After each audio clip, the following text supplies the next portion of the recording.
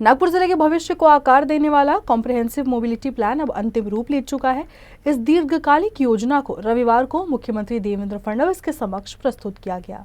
नागपुर के महा metro कार्यालय में आयोजित बैठक में केंद्रीय मंत्री नितिन गडकरी, पालक मंत्री चंद्रशेखर बावनकुले समेत जिले के सांसद और विधायक मौजूद रहे।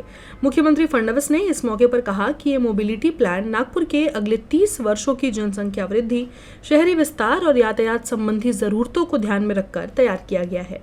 आज माननीय केंद्रीय मंत्री गडकरी साहेब, इथले पालकमंत्री बावनकुळेजी, सर्व सन्माननीय आमदार खासदार यांच्या उपस्थितीमध्ये नागपूर जिल्ह्याचा जो कॉम्प्रिहेन्सिव्ह मोबिलिटी प्लॅन आहे तो आमच्यासमोर प्रेझेंट करण्यात आला। आपण राईट्स या ऑर्गनायझेशनला नागपूर जिल्ह्याचा पूर्ण कॉम्प्रिहेन्सिव्ह मोबिलिटी प्लॅन तयार करायला दिला होता, ज्यात एक्झिस्टिंग नागपूर शहर आणि नागपूर जिल्हा इथले ग्रोथ सेंटर्स, या ठिकाणी भविष्यात निर्माण होणारे ग्रोथ सेंटर्स याची मोबिलिटीची संपूर्ण व्यवस्था या प्लान के माध्यमातून होणार है।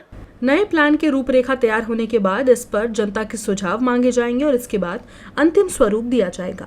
योजना को फाइनेंशियल हब के रूप में खड़ा करने का ऐलान करते हुए मुख्यमंत्री ने कहा कि प्लान को 3 चरणों में पूरा किया जाएगा। पहला चरण आगामी 5 साल के लिए होगा। पुढच्या 30 वर्षातलं जे नागपूर असणार आहे त्या नागपूरमध्ये कशा प्रकारे ग्रोथ होते आहे, त्याच्याकरता लोकांच्या मोबिलिटी करता काय काय आवश्यक असणार आहे असा खूप कॉम्प्रिहेन्सिव्ह प्लॅन या ठिकाणी तयार झालेला आहे। हा प्लॅन आता आमच्यासमोर प्रेझेंट करण्यात आलेला आहे। आता हा प्लॅन जनतेकरता त्या ठिकाणी खुला केला जाईल, त्यांचे सजेशन्स घेतले जातील। लोकप्रतिनिधींनाही सांगितलं आहे की त्यांनीही आपले सजेशन्स काय असतील तर ते लेखी द्यावे। त्यानंतर हा प्लॅन मंजूर करण्यात येईल आणि मंजूर करताना मग याचं एक फायनान्शियल मॉडेल आम्ही तयार करू की ज्याच्यामध्ये 3 फेजेसमध्ये, हा काही 5 वर्षात इम्प्लिमेंट होण्याचा प्लॅन नाही आहे, हा 3 फेजेसमध्ये प्लॅन इम्प्लिमेंट होईल।